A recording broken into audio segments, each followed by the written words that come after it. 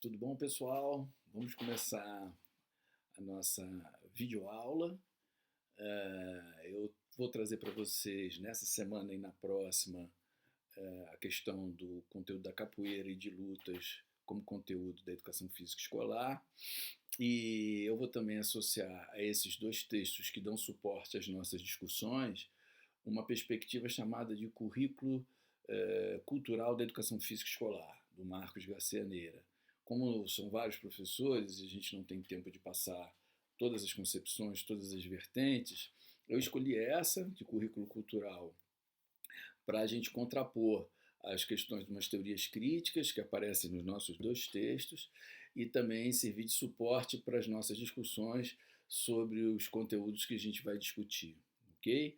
A gente vai ter essa apresentação, metade dessa apresentação, depois segue a discussão do respectivo texto e na próxima semana eu complemento e a gente segue com a discussão do outro texto. Legal, pessoal? Espero que todos e todas estejam bem.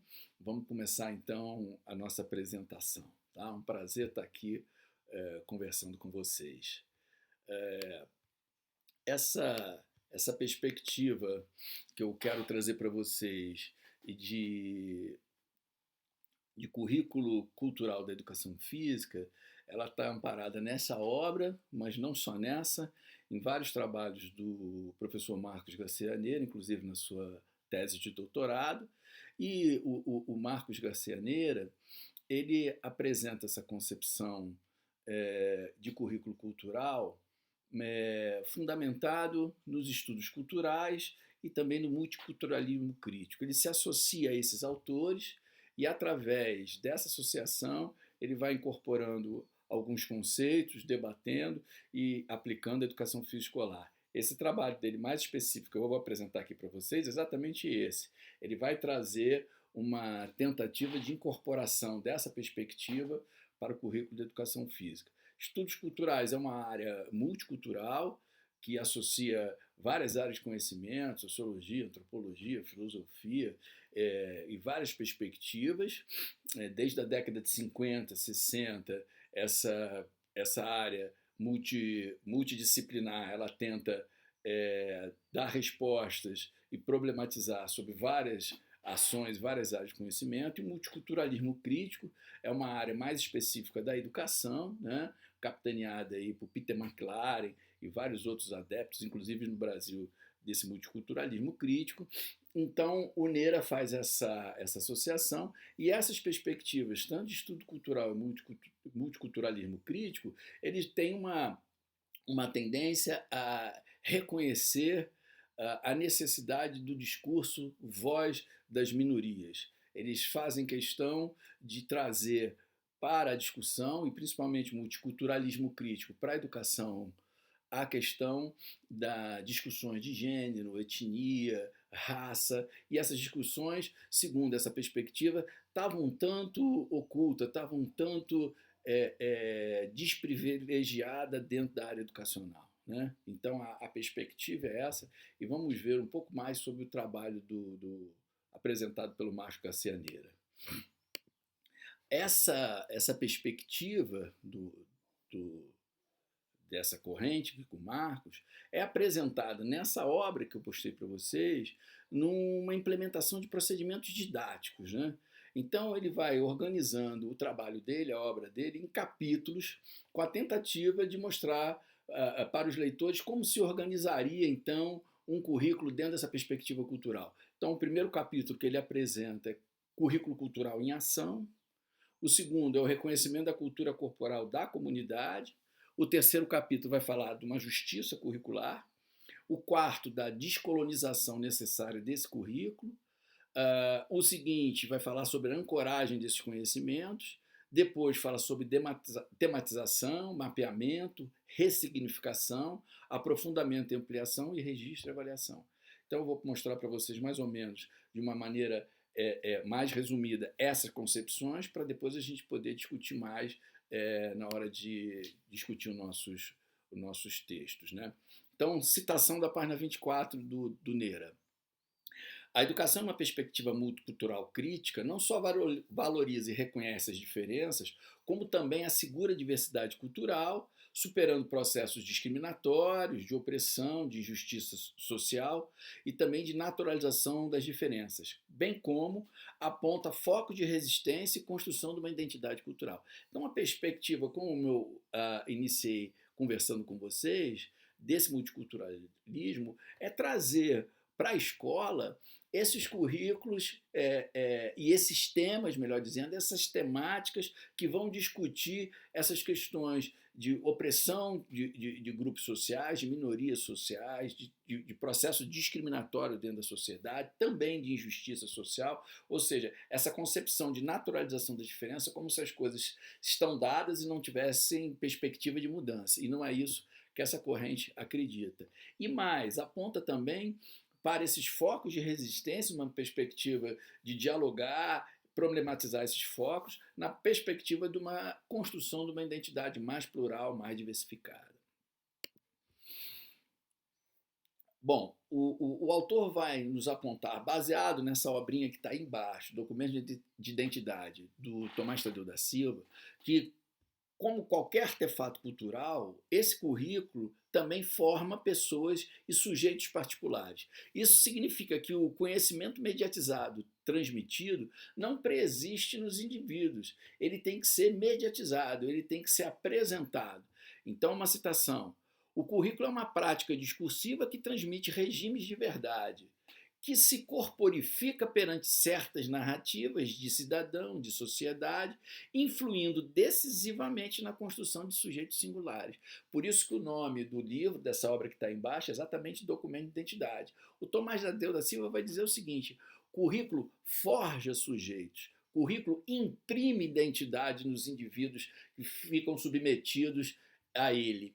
Então, um exemplo prático para a gente discutir, né? Pensando no currículo da educação física, tanto bacharelado como licenciatura, nessa perspectiva, que acredita não só o Neira, mas os adeptos dessa corrente, há uma forma ou há uma impressão, uma forja de professores formados na UFRJ, tanto na licenciatura como no bacharelado, que vão ser diferentes das concepções de um currículo da UERJ, da UF, da Universidade Federal Rural do Rio de Janeiro. Ou seja, cada concepção curricular, os currículos logicamente são diferentes, vai formar, ou nas palavras do Tomás Tadeu da Silva, imprimir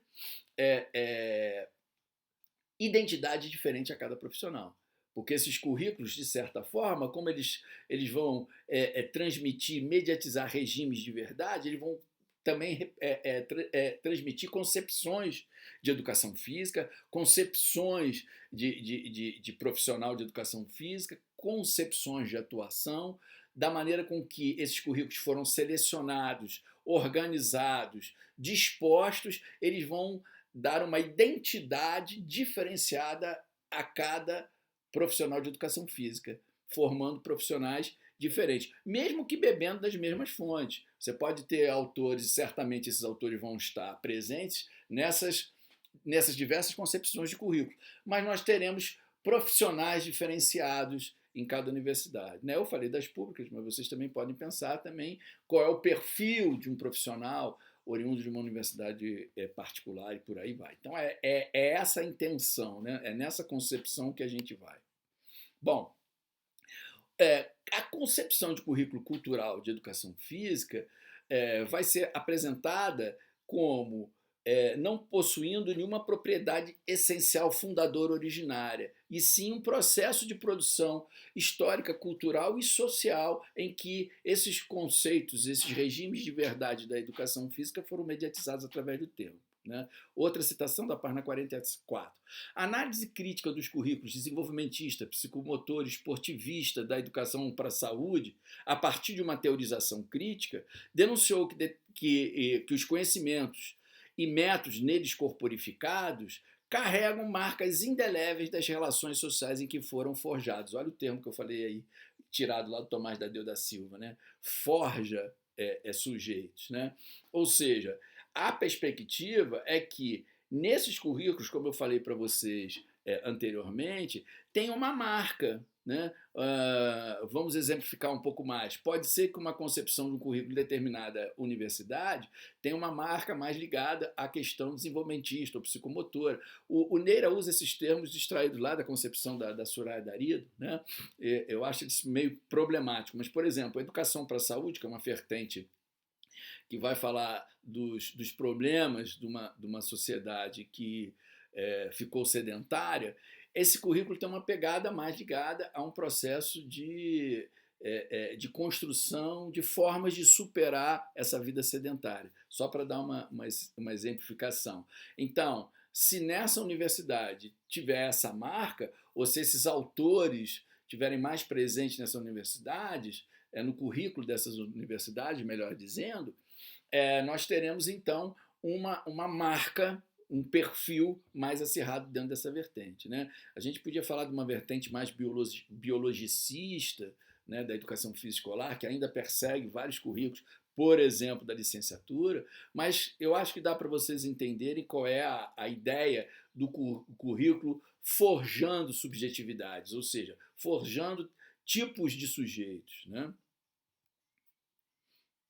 Aí, para conversar com vocês mais sobre isso, eu tenho que falar um pouco das tendências críticas e pós-críticas na educação, né?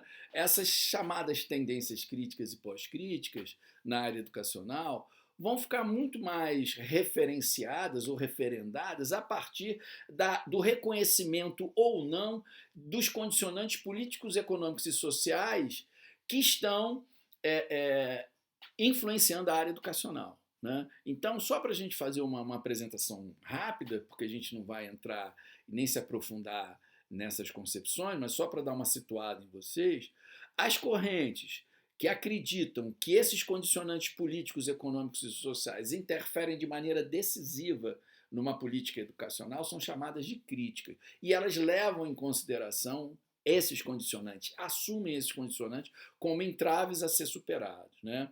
As concepções chamadas não críticas, elas não levam em consideração essas influências, não consideram nem condicionantes e fazem seus projetos políticos, educacionais, à margem dessas concepções econômicas, sociais e políticas, ou seja, como se a educação tivesse apartada do processo social e não sofresse influência nesses condicionantes políticos, econômicos e sociais, né? Então, aí a gente já pode ver, há uma concepção, a educação organiza as vertentes assim. Quem leva em consideração esses condicionantes e quando estrutura suas perspectivas pedagógicas, leva em consideração isso, são chamadas de crítica. Aquelas que não levam são chamadas de não críticas, né? Então, em concepções críticas, por exemplo, da educação física, a gente vai discutir nos nossos textos uma perspectiva da crítica superadora, apresentada no livro muito conhecido como Coletivo de Autores, né? Nós temos na área da educação física, reconhecidamente, duas concepções críticas, né? A crítica superadora, do Coletivo de Autores, e também a crítica emancipatória, no livro de Heleno Kuhn. E o Neira traz essa discussão, pelo menos de uma maneira assim, referendada, e por isso que eu estou apresentando e explicando isso para vocês. Quais são as vertentes não críticas? São diversas, né? Eu podia dizer que as vertentes não críticas na educação física escolar são apresentadas em várias vertentes, mas a gente pode pensar aí, por exemplo, nessas vertentes tecnicistas, mecanicistas, esportivistas, lembrando também de uma classificação da Soraya Darido, mas também no Parâmetros Curriculares Nacionais tem a psicomotora, a desenvolvimentista, também citada pelo Neira. Essas todas seriam perspectivas não críticas, exatamente porque não levam em consideração esses condicionantes políticos, econômicos, sociais de cada vertente. Tá legal? Então, o Neira faz uma breve análise dessas duas obras, por isso que eu estou conversando com vocês, né? Essas obras estão aí também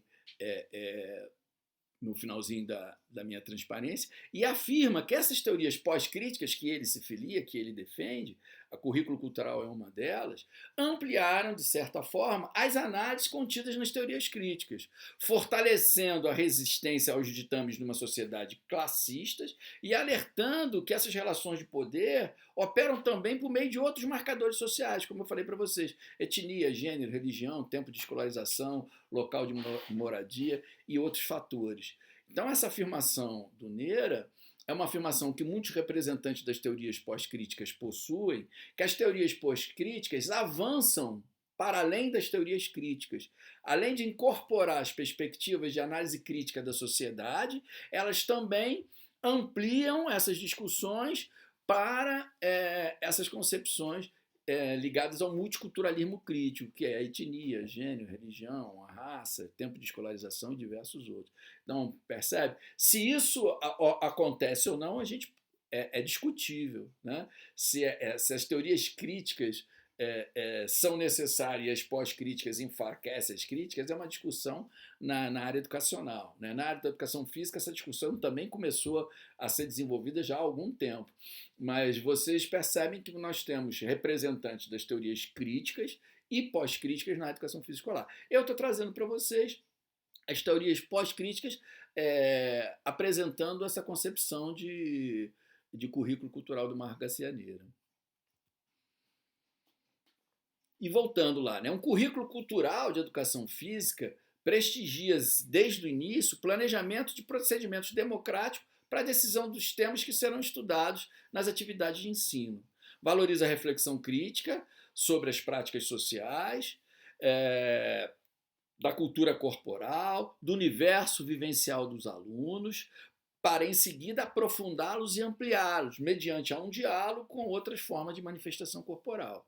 Então, segundo o Neira, esse currículo cultural é a experiência de um terreno aberto, em debate, em construção, ao encontro de cultura e à confluência de diversidades de manifestações de práticas corporais de variados grupos sociais. Essa é a perspectiva, né? Um debate democrático, um currículo que se abre a essas questões, problematiza essas questões, para que não haja privilégio entre práticas corporais. Não há uma hierarquia de práticas corporais, não há práticas corporais melhores do que outras. Há uma diversidade de práticas corporais e cada contexto vai ter a sua importância, ou vai dar a sua importância, e é essas questões que também serão discutidas nesse currículo cultural da educação física. Então, o primeiro tema que ele acha interessante a gente abordar é o reconhecimento da cultura corporal daquela comunidade em que essas práticas corporais estão desenvolvidas e em que a aula de educação física também vai se estruturar, né? Então, ele vai dizer, requer a implementação de atividades que levem os estudantes a perceber a construção da própria identidade cultural, né? Relacionando com os processos socioculturais constituintes e apontando o risco de uma perpetuação de uma visão hegemônica e estereotipada dessa cultura corporal. Por exemplo, a prevalência dos esportes coletivos com bola, tipo futebol, handebol, basquete, vôlei, porque esses conteúdos vão se perpetuar e vão ser privilegiados numa prática corporal. Existem outros, é interessante vivenciar outros, né? Depois ele continua. O processo democrático de planejamento de ensino encontra em ressonância na socialização, reconhecendo esse patrimônio corporal dos alunos, né?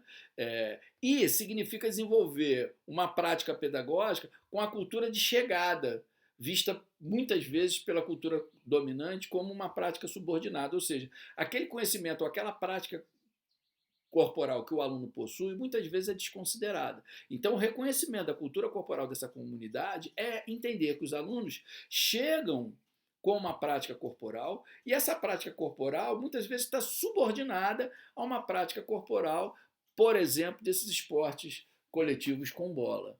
E devem ser valorizados, devem ser questionados, mesmo se essa comunidade chegar com uma prática dominante. Por exemplo, só querem jogar futebol, que é muito comum, né? Então isso tudo deve ser discutido, isso tudo deve ser dialogado, né? As práticas corporais de grupos subordinados integram seu currículo de duas maneiras.